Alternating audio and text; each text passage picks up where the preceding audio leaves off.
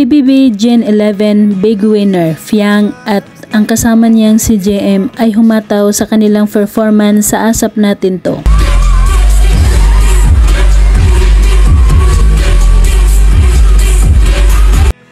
Spotted naman ang dalawa na super sweet habang nakaupo at nakasandal pa ang ulo ni Fiang sa balikat ni JM.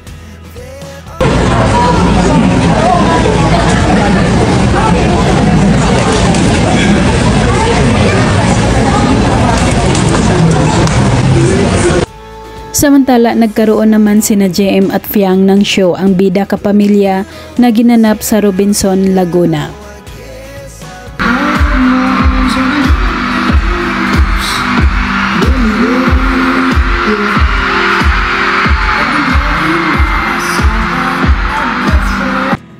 Kinikiligan ngayon ang tambalang JM Fiang. Hiyawan ang mga tao habang hawak kamay na kumakanta ang dalawa.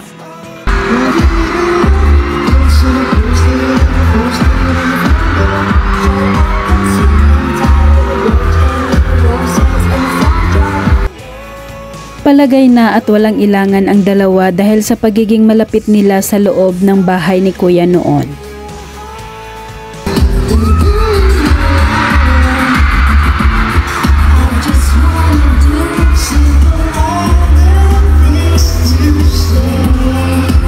Kasama nila sa Bida Kapamilya show ang couple na Dongpat at may bagong abangan na project para kay Fiang.